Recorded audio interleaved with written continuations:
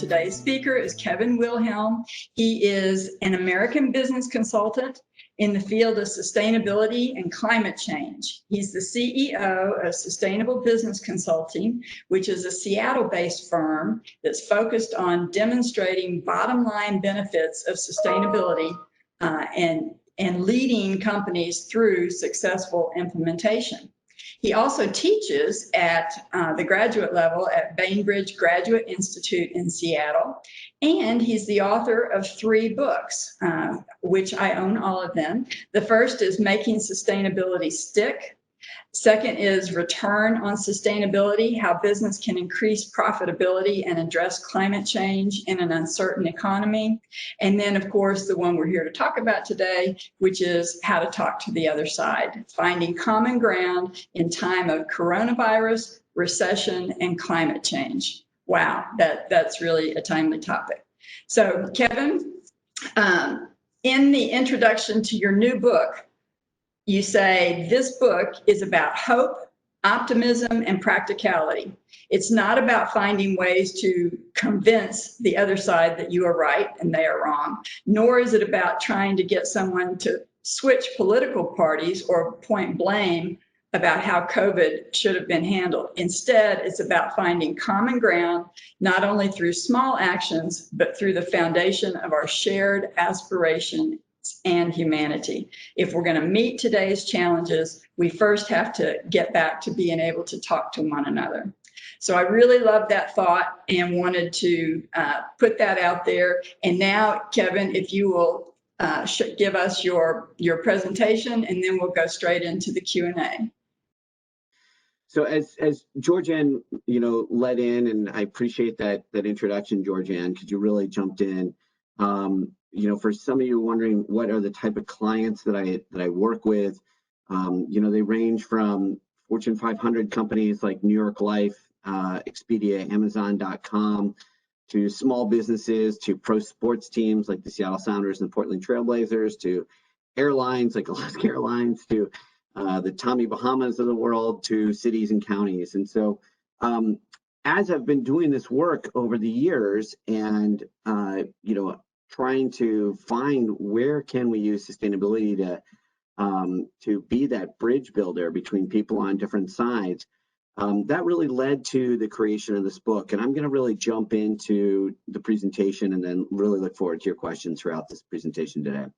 So we all know we're extremely divided politically. We're divided economically. We're very divided socially right now, especially during a time of coronavirus. We're divided on issues of race, justice, diversity, equity, inclusion, and even on public health. The idea of wearing a mask has now become a divisive issue, and we're seeing it all over the country. But what I really want to talk about is we all know that, and how do we bridge that? How do we find common ground? And as Georgianne mentioned, I found that you find it through shared aspirations, and you find it through shared goals and practical solutions. You're not going to change anyone's ideology. You're not going to change anyone's political affiliation with the conversation.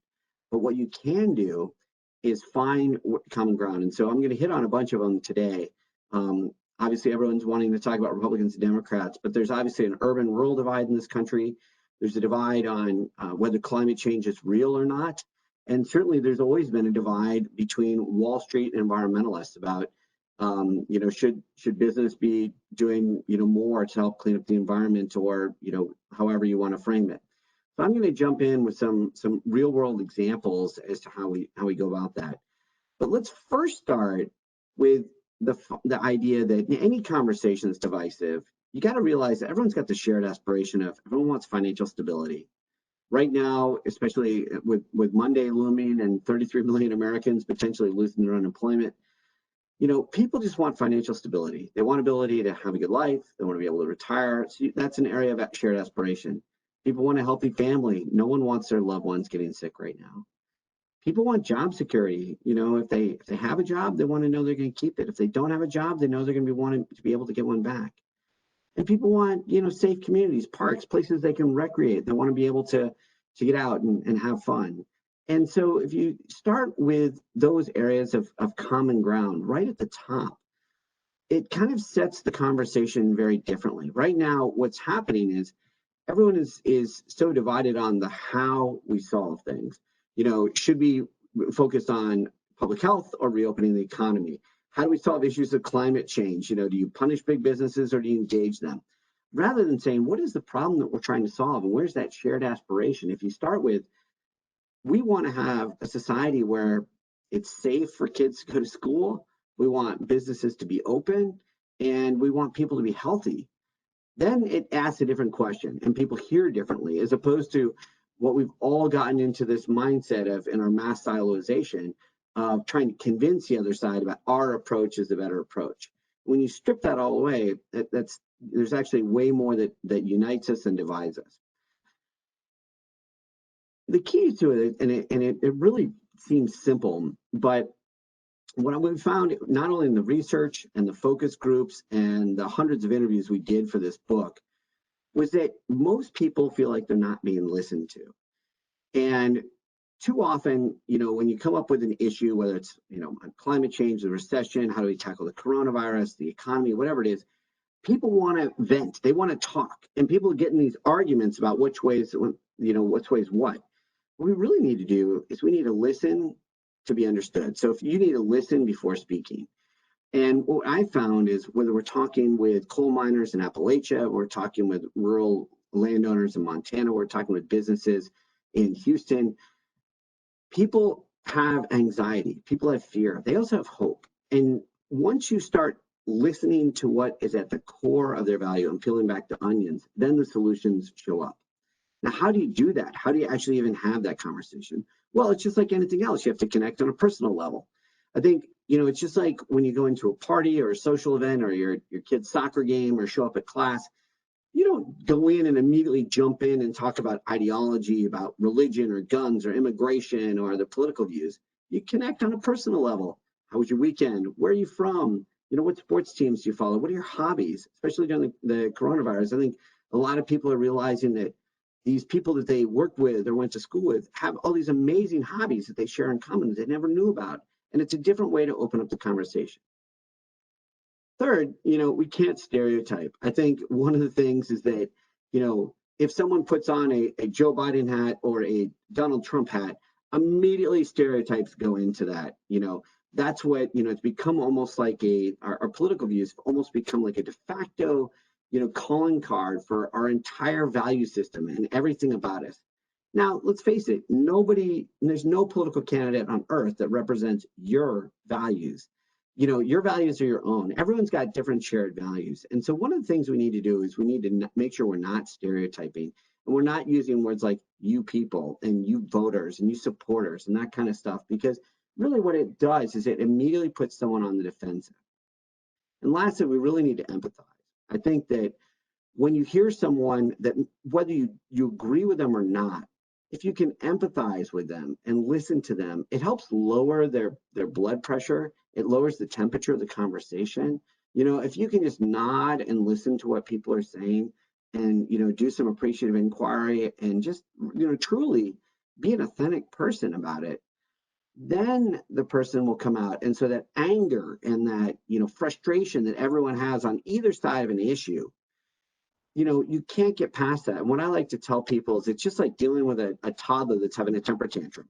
If you think about it, you can't deal with a kid who's having a temper tantrum or a meltdown until they calm down. And that's what we really need to do is we need to calm down the conversation so that we can actually understand what's truly, at the core and root of the cause.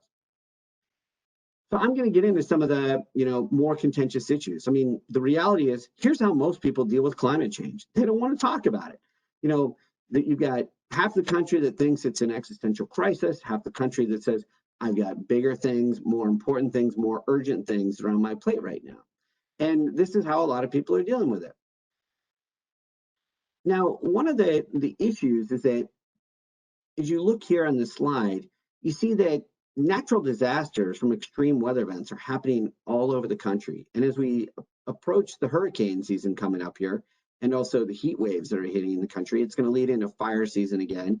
And, people don't want to necessarily say it's tied to climate change. So rather than trying to convince people, like what scientists and people on the left have done, you want to use different language. You want to talk about extreme weather events because, and this is just an example of ones that were billion-dollar disasters. When you break it down to $100 million disasters, it shows up pretty much in every state and all 50 states. And the reality is that most people, can't make the connection of a certain event with a climate change, a pattern that's happened over 20 or 30 years. But everybody can connect with a personal story. If you're in Texas, how is the heat wave hitting you? How have the hurricanes, that hit, in 2019? What did that do to impact your friends and brothers down in the Houston area? You can have ways of making the conversation and kind of connecting on that personal level. I'm going to use an example here. One of our largest agricultural clients, any of you who drink beer, this is the largest organics hop producer in the world. And you had a situation where the CEO, the father and his son completely disagreed on whether climate change was happening. You had the CEO who was saying, I think it's a hoax. I think I don't want to agree with this. I've got bigger things to worry about. And you had a son who was saying, we absolutely need to take action on climate change. So we realized they were in an intractable situation. And you also had the family dynamic, which, you can't ever solve a family dynamic. However, the way we approached it was we went in and we listened to what both sides were saying. And instead of framing the conversation about climate change, we framed it about economic impact. And so we asked the CEO, what are the two things that really keep you up at night? And he says, well, the lifeblood of our hops is water. And, when we have these extreme weather events, these extreme droughts, not having enough water, it puts, financial pressure on us, but it also puts stress on our supply chain. And, it impacts whether or not, the quality of our product. So the dad, who really understood what he really cared about was water and the soil content. So you talked about that. So this led to conversation about, numerous ways that you could, put more resilient irrigation strategies in there that actually where instead of watering in the morning and the afternoons, they use technology that could walk around and look at the hops and see on an iPad or an iPhone, when the plant and the vine actually needed the water. Now, this meant that they were using less water, they were saving money, they're using less energy, and it also meant that the plant actually got the water when it needed it. So their crop yields increased, they saved money, and they took action on climate change by reducing their water use and reducing their energy use. Once we had that conversation, then the CEO goes, well, yeah, of course I get that things are changing. I just think that, anytime one of these liberals comes to me and tells me what to do about climate change, I feel like it's an exact attack on who I am and my way of life. And so that was the real anxiety that we needed to solve. And once we found the common ground around how do we make sure that their business thrives, then climate just disappeared. The argument disappeared. But the actions that we wanted to take, whether we came in with a scientific climate analysis or not, got achieved. And that's the kind of common ground thinking we need to have. Obviously, you're hearing this issue around, the economy and masks. And, my company in Seattle, we're surrounded by small businesses around us. And for a long time, they absolutely did not want to ask patrons to wear masks. And, we had a conversation with them and said, look, you've been shut down. If you can require masks and have social distancing, you can open back up and get to 30 or 50%. You can have people be outside. You can start generating your revenue again. And so once they started realizing that instead of the conversation about masks and public health and freedom and individualism, that it could be actually about reopening their business and what do we do to safely, protect their workers, but also protect their bottom line, the conversation shifted.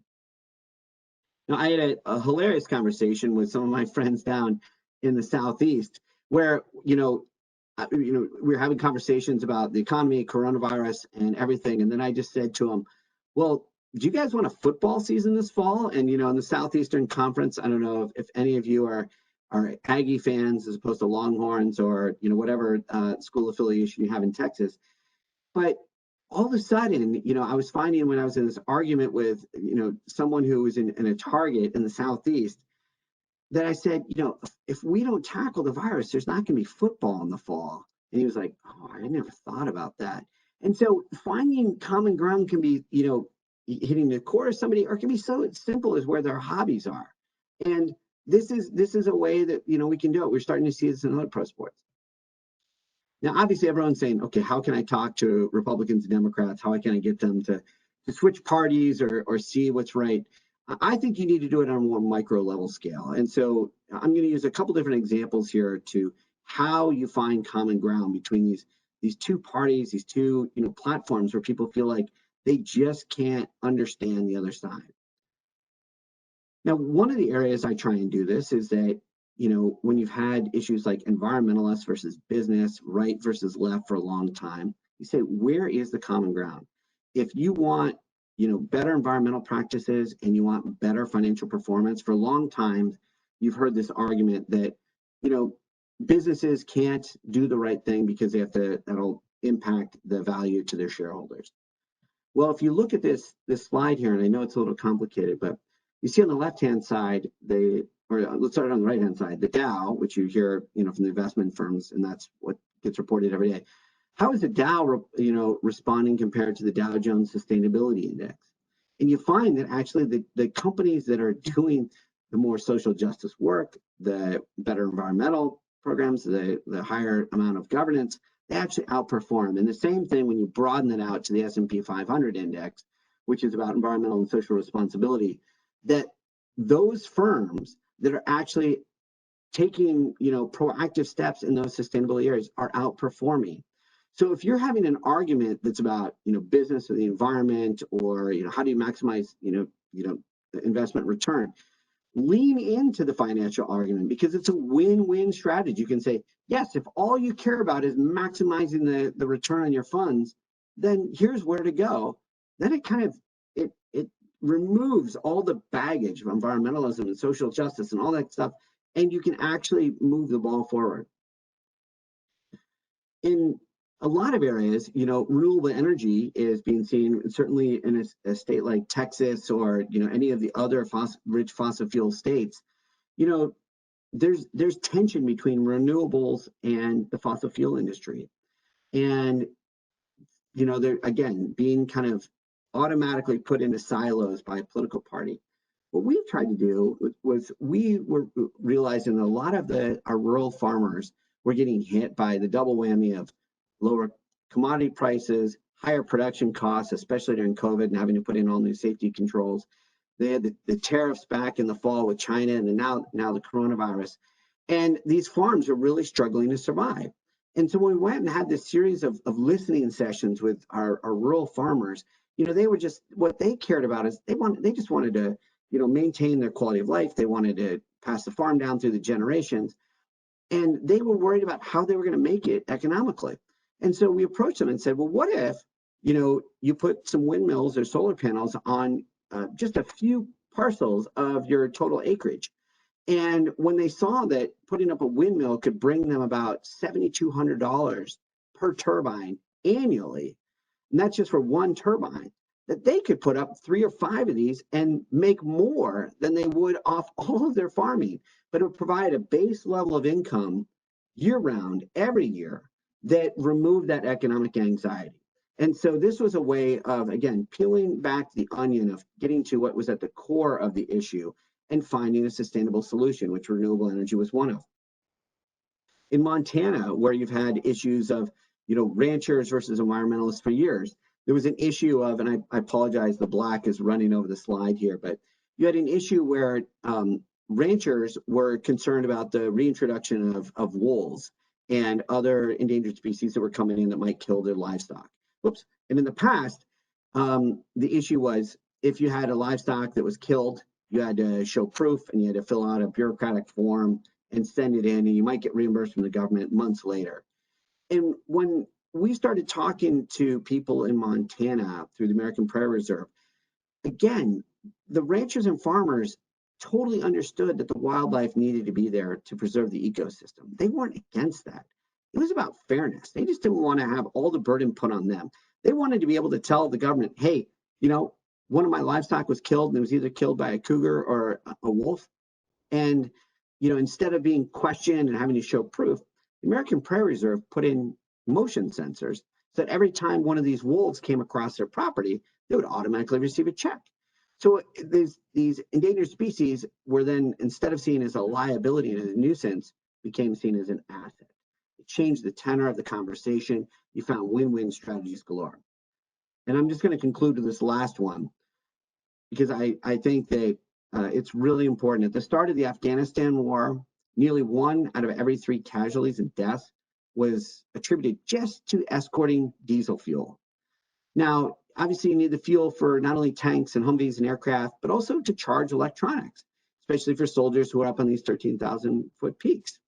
Now, these soldiers were having to carry tons of batteries on their backs, which led to back injuries, but also, slowed them down when they would run into the Taliban.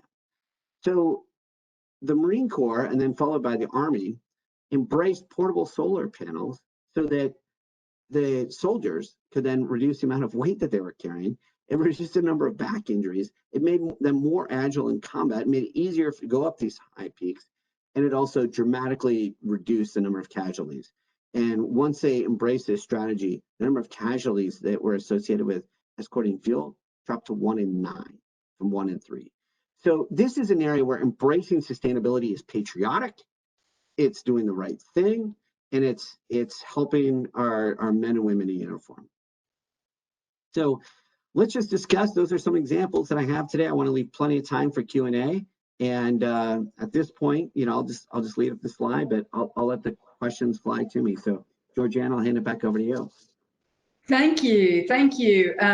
And so just a reminder to you guys, if you will, go ahead and put your questions in the Q&A box. But for right now, I've got a few questions here I'd like to ask Kevin. So how do you stay calm when somebody pushes your buttons?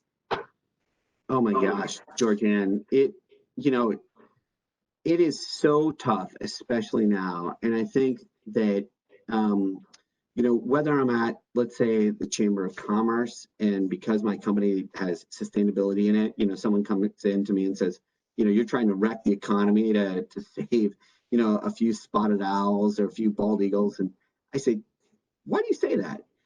And when you hear it, and my gut reaction is to be like, no, I'm not. That's totally, you've missed. Let me tell you who I am. But instead, I found that when I say, why do you say that? And they'll tell me what's behind their statement. And I said, really, I hadn't thought of that way. Has this impacted your business? And then they start telling you what really is going on. And really, there's a fear or an anxiety, and you can find those common grounds. When I have people come up on the right and on the left, I get shouted at by the left just as much as by the right on issues. I just try and listen, and it's a really hard thing to do. And I swear, there's days where you just you feel like all you're doing is taking incoming, and it's really hard. But that's what we need to do right now. And I feel like everyone is so pent up with anger, and of course the coronavirus has made everything worse, where we're all at home and we're all frustrated about anything, whether our Zoom meetings work or our WebEx meetings work, even just day-to-day chores. We're worried about kids. That just taking that extra breath and just listening to people is how I'm able to confront with it. And of course, there's times when certainly, someone says something really off-putting to me, racist, misogynist, whatever, and you just have to disengage. But for the most part, most people are good. And we all share the same aspirations. And so when someone comes at me, I try and immediately just say, hi, I'm Kevin. Where are you from? And, tell me what you do.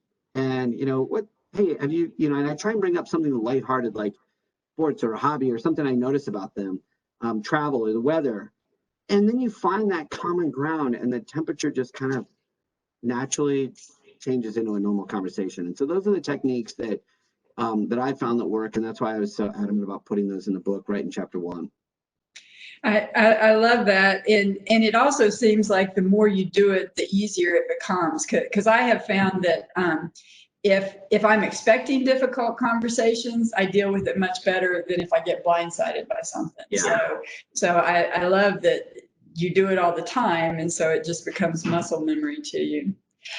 In the book, you use the phrase tribalism. Can Yeah. you explain that in the context that you use it? Yeah, well, I mean, it's definitely a touch point word, but I use it because I think that that's kind of how things have evolved. And what I mean is that we've allowed ourselves as a society to let the media, to let social media, and mostly social media, mass silo us into different camps and different kind of, whether it's voter groups, demographics, purchasing habits. And what happened is that you're starting to see that, 10 years ago, or and certainly 20 years ago for sure, but really in the last, 5 to 10 years, people didn't define themselves by Republican or Democrat or independent. That was just a very small portion of who they were. They were whoever they were, and they were from a community. They might, talk about their religion or where they went to college, whatever. And then maybe how they voted was a very small part of it. But we've started to get into this thing where we've let kind of the R&D define us. And in some cases, it's become like a win-lose proposition. And even the research we found and the political aspect of it was people didn't care so much if their side won, they just wanted the other side to lose. And it's become very, divisive. And in a lot of ways, it's like people only want to listen and associate and socialize and be a part of people that are part of their tribe, and they don't want anything to do with the other side. And that's what we really have to break down, is that we have so much more in common than we have that divides us. And not only in the United States, but globally, we have to really focus on that aspect. Right. Thank you. I think Andy has some questions from the audience. Yeah, there's some questions that have come in. How do you convince people to change deepest set habits, traditions such as hunting, gun collecting, in favor of actions harder to do? Well, I think that, if just clarifying that question, if it's like, how do you change someone's deep habits? Like you mentioned, gun collecting or hunting. I don't. It's like I attribute it almost like to religion. You may firmly believe that Buddhism is the way to go, but you're never going to convince a Hindu that they should come over to Buddhism, or you're not going to convince a Muslim to come over to Judaism by really talking to them about what I try and do is lean in. So if someone is a gun owner, and of course I live now in a very urban area of Seattle, but I grew up in rural Ohio. And so, what guns meant there was hunting. But the hunters, what I think they get miscategorized by environmentalists or people outside. Hunters, if they're, truly a hunter, they know the land. They're out there, they have an ethic, they have a code of how they go about it. If they're going to go and they're going to kill an animal, whether it's shooting a deer or whatever, they made sure that they honored it. They made sure that they used every part of it. I've always been amazed at how, people will look at people in rural areas who carry guns and, from urban areas as kind of the opposite side. And you'd say, okay, if you're in Wyoming or you're in West Texas or you're in Ohio, it's the same thing. Like, they might need it for protection because they're out there on their own. But more often than not, if they're a hunter, they're someone who's out there because it's their sport and it's what they care about. And you start asking them, why do they care about it? And whether it's duck hunting or grouse hunting or whatever, there's a camaraderie to it. That's what their friends do. And you start really getting, it's no different than the ice fishermen up in Minnesota. And you're like, why would anyone go at 20 below zero and sit on a pond and just fish? It has nothing to do with fishing. It has, a lot of times, that's their way that they get together with their buddies and drink beer. And that's the only time, and it's a way to like make winter not seem so long. And so you go, oh, okay, that's what you're really talking about. It's not fishing or hunting, it's like the camaraderie. So I try and lean in and understand people, and I think that's what we need to be doing. Another question we got was, thank you for your presentation. I generally follow the suggestions you've shared. How do you deal with people who are irrational, especially family, who don't use critical thinking, logic, or etc.? Right. It's hilarious that question came up, because I think every person that I've talked to has been like, oh, I can use this to talk to my uncle or my middle sister or my crazy aunt, or, my brother that either has gone off the deep end and only watches MSNBC or Fox News. I again, because they're family, it's so hard because there's not only the element of rationality, but there's the family dynamic. And so I'll use the example. Now I'm the youngest of 4 boys. I may have the right answer, but my oldest brother's never ever going to listen to what I'm going to say because I'm the youngest brother. And I'm like, okay, so we got to solve that issue before I can talk about reason or rationality. And I think that the reality is that most people, and this bared out in the research that we showed in our political chapter of the book, is that people make decisions based on emotion as opposed to reason. So when you're trying to figure out, like, how can I, rationalize with someone who's irrational, you can't. You have to hit them where their emotion is. What's behind that emotion? Why do they think that way? And so I have in my family, I've got people on the far left who, I'll just say my extended family without naming names, but who think that the Trump is the problem with everything in the entire world. And I've got people on the right who think him as the only solution. And so there's complete, they can't see eye to eye. The reasoning is different. But when you understand what the emotion behind it, what I found is on the right, the emotion is behind it because they just are so sick of politicians. They hate Washington. They feel like they're never listened to. The solutions never get, they feel like their community is turning away, and they want someone to address that. And maybe the Democratic leaders in their city haven't done anything. And then that's on the right. And then on the left side, people who think that Trump's wrong with everything, they have an equally different way of going about it. And so trying reason, again, using the toddler example, like, you can't reason with someone who's irrational. So how can you talk to them? You gotta, hit them where their emotions are, but you can also start with that common ground. And so, I use an example of the football one. My family are huge baseball fans. And I just kept saying to them, when the coronavirus, because it outbroke first year in Seattle, so you all need to take this seriously, or you're not going to be able to watch your kids play baseball this spring. And they just, whatever. But once I kept saying baseball, baseball, baseball, they started wearing masks and doing the social distancing, and all of a sudden started taking it, more seriously. And I think that's kind of the, if I had tried to rationalize them on medical and public health studies and everything, it just went over their head. They didn't care. So I had to hit them where their emotions were and what was core to their values. Thank you. There was a third question that came in. Does your approach differ when discussing the needs for systemic change as opposed to pursuing tactical incremental wins? Yes, absolutely. Tactical incremental are kind of easier to come by. I usually start there because what I found is we all know that there needs to be systemic changes, but doing systemic change is really difficult. I mean, I'll just think about trying to get your parents to change their habits on anything. It's a tough one, and it might be just a very small thing.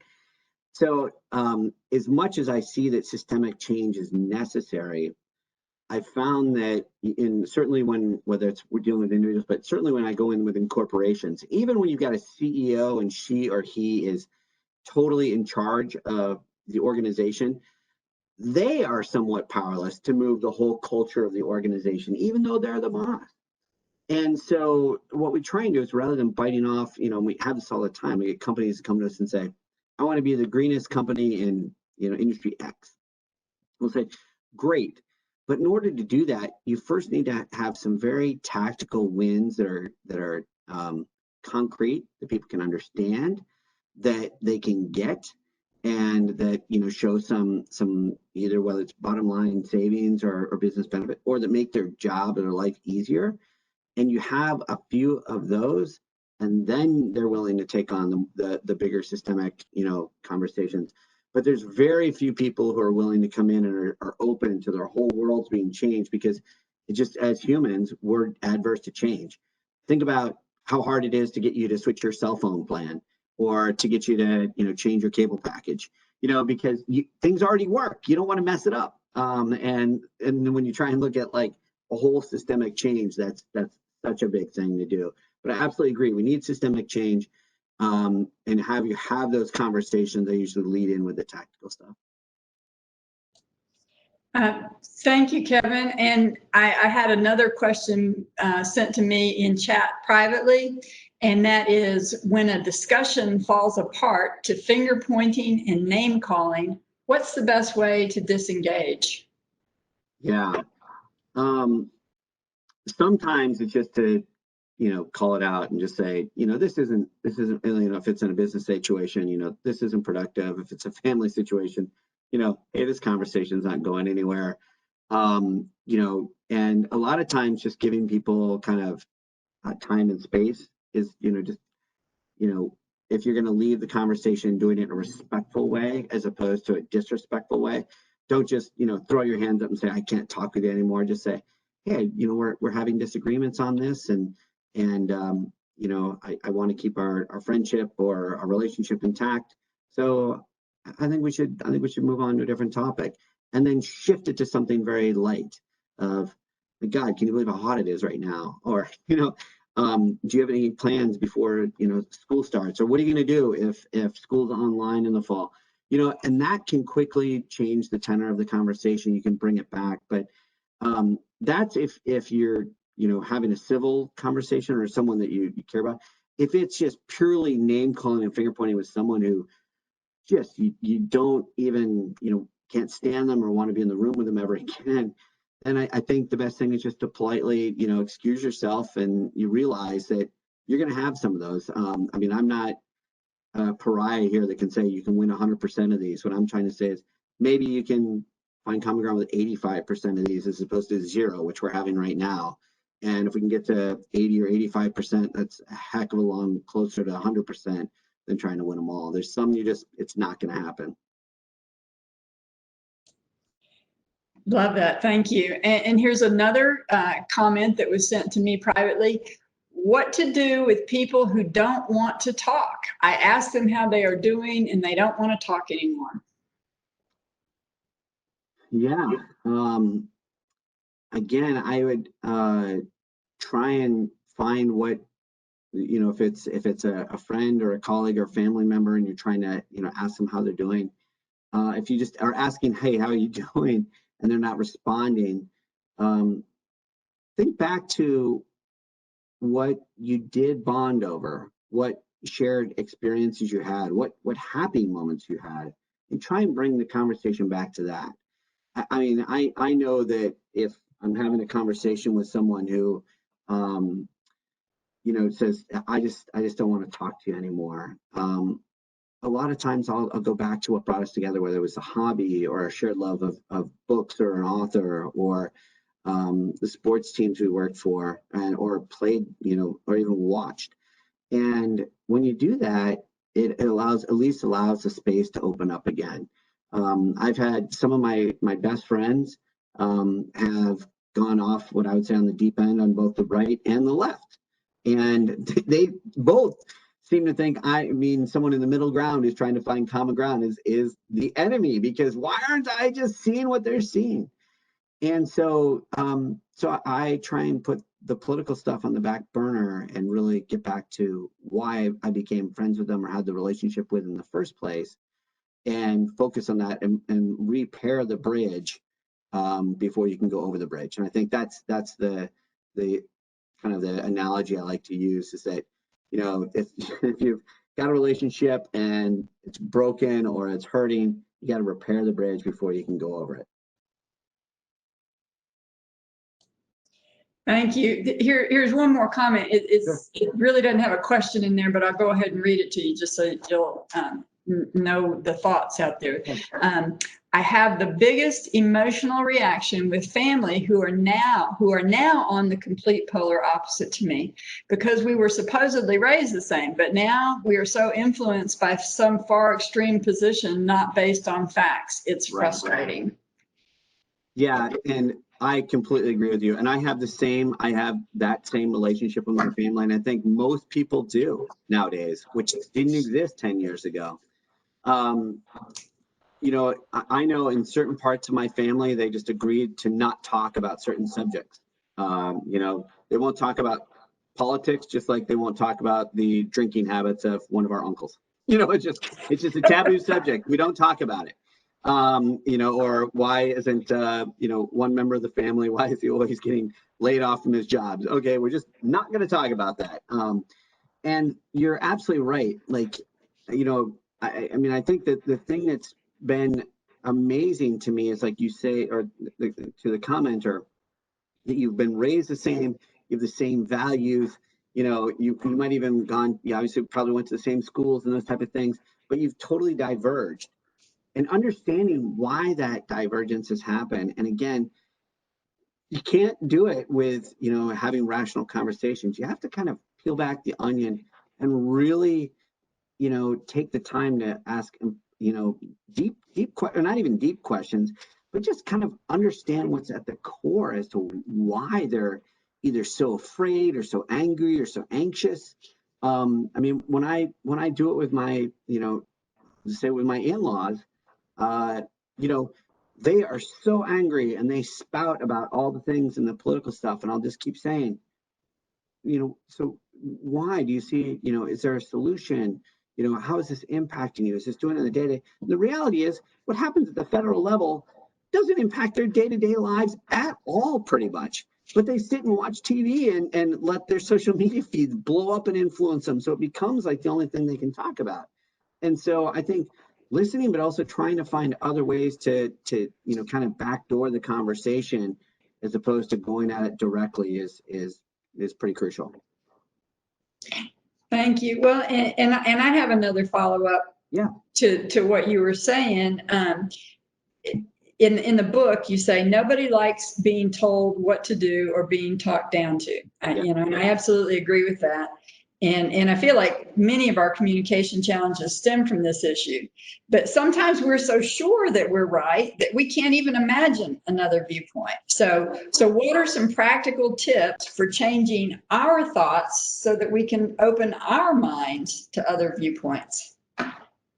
Great question, Georgianne. And in fact, in the first chapter of the book, we talk about finding common ground. In the last chapter of the book, we have kind of a cheat sheet for how to have difficult conversations. And I think one of them is that reality of, whether you want to be the yeller or the yeller. It's like nobody likes to be yelled at. No one likes to be talked down to. And when you're so sure you're right, you can be right about the facts. And you can disagree with someone's opinion, but you can't really disagree with their experience. And I think that's the issue, is that what again, as I laid out in the books and I talked about earlier, the barriers that we're seeing from the people in Montana or in Eastern Washington about whether it's about climate change, the urban-rural divide, whether it's about, wildlife coming in and killing their livestock, the barrier really wasn't what we thought it was, and so what their experience was, and I'll come back to the example of Montana, was their experience with being, the environmentalists have said, well, if you get, you need to open up these wildlife corridors because they're endangered species, and if your livestock gets killed, you get compensated. You get compensated above market value. I don't see what the problem is. What the experience of that rancher was, I totally agree with you, but you don't understand. Like, my livestock gets killed in the morning and then it smells and then I have to dispose of it and I have to pay for that disposal. And meanwhile, I have to then go online and fill out a form, but damn it, it's a PDF and I have to print it and then I have to sign it and I have to put it in the mail and then I send it and I don't hear anything for 3 to 6 months. And then when I finally do, maybe I made it, a typo or something, they send it back. And so the reimbursement thing takes a year. And so their experience is of frustration and just, gosh, why it doesn't feel fair.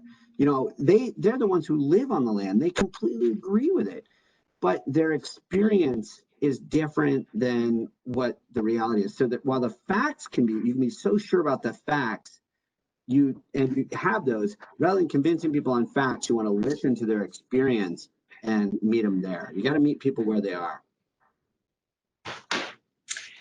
Thank you. Thank you. That was very helpful. Andy, do you have anything? Any more questions? I'm not seeing any other questions. I just saw a message. Thank you for your answer for one of the previous ones. Thank you. And Lori, did you have any other questions out of the chat? I do not. Oh, okay. Well, in that case, I think that we'll go ahead and wrap this up and let Kevin have his last say. So Kevin, take it away. And I think you had a follow-up question on the poll, you know, how people felt at the beginning versus the end of the conversation. And, you know, I'll just, you know, you're going to hear as we head into the political season, you know, the rhetoric is going to get worse and worse, and it's going to get harder and harder. And I think for all of us who are on this call, and all of us who care about sustainability, we need to be, you know, kind of that barrier that doesn't allow things to break. You know, we need to be the ones who, you know, can find the common ground, that can lower the temperature of the conversations, that can, you know, dispute, you know, mistruths and, you know, people who are bringing up, you know, fake news and that kind of stuff. And while you do it, how you talk to someone is just as important as what you say. And so a lot of this we all learned when we were kids from our mothers.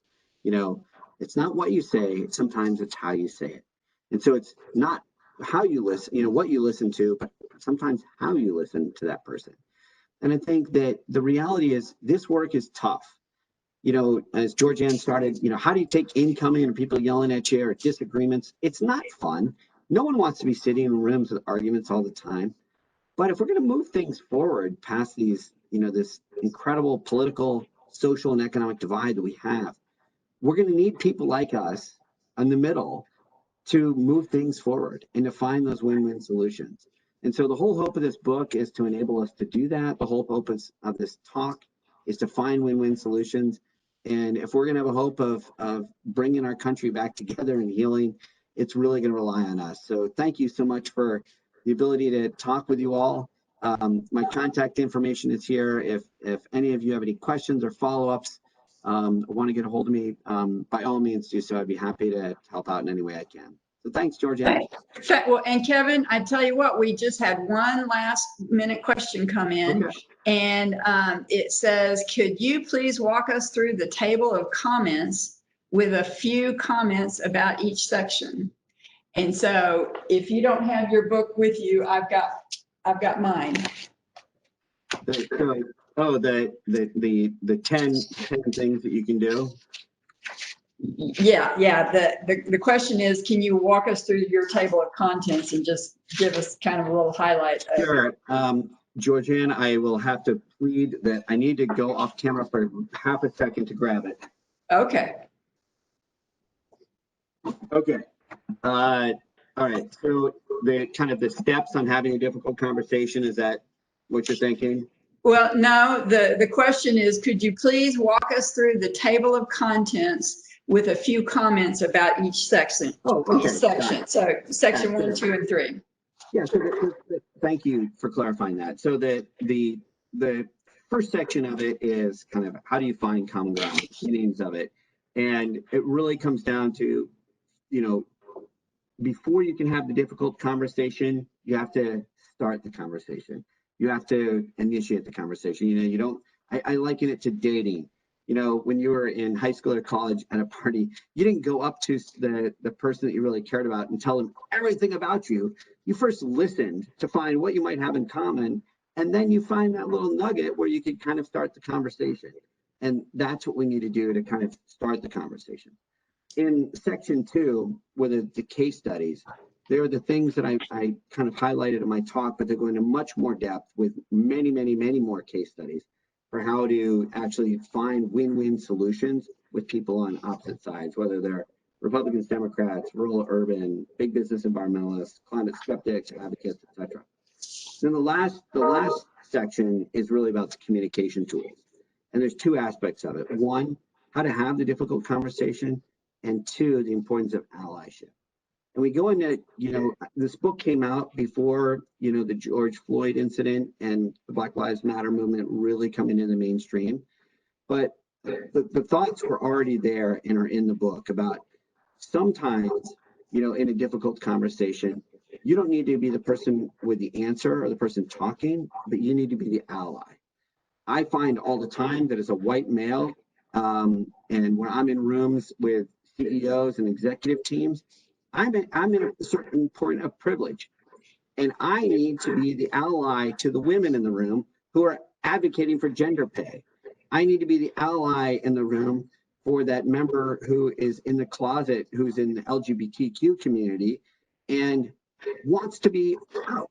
I need to, help them set the conversation so that it's not always about them. And so I think that that's kind of how we've got the book broken down. The beginning of it is how do you have the conversation? The section part is how do you find common ground? And the conclusion of it is what are the skills that you need to keep building and honing to continually have the difficult conversations to move forward.